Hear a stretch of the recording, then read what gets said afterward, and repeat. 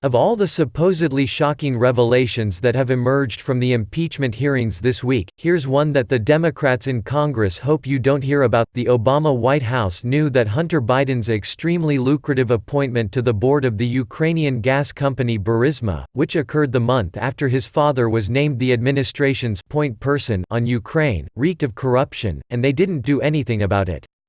In congressional testimony Friday, former Ukraine Ambassador Marie Yovanovitch confirmed for Representative Elise Stefanik (RNY) that in 2016 the Obama State Department privately ran her through a series of practice questions and answers to prepare Yovanovitch for her Senate confirmation hearing.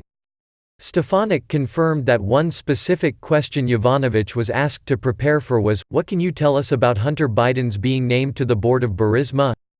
Incredibly, Yovanovitch later testified that the State Department told her to deflect any questions she might get about Hunter Biden and Burisma by referring senators' questions to the vice president's office.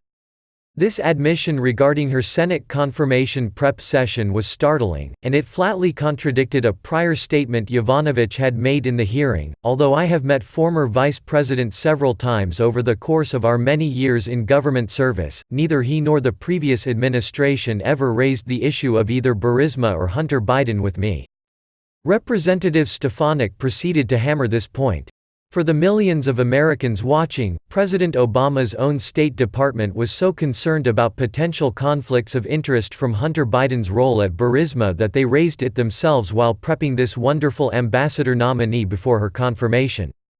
Stefanik said. "And yet our Democratic colleagues and chairman of this committee cry foul when we dare ask the same question that the Obama State Department was so concerned about. This is not a trivial point.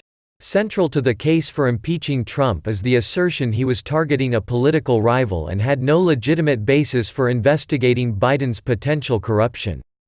If the Obama administration thought the vice president's son as much as $1 million a year and, as the Wall Street Journal recently reported, dropping Hunter Biden's name to get meetings at the State Department was a problem, well, the case for impeachment is much harder to make.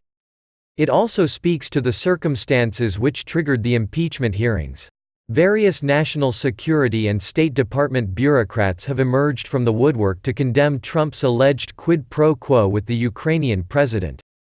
If the State Department was concerned about corruption in the vice president's office in 2016, why were they directing bureaucrats to avoid answering questions about it?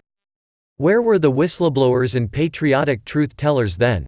One unavoidable conclusion is that congressional Democrats and federal bureaucrats developed their sudden interest in the White House corruption only after Trump won an election.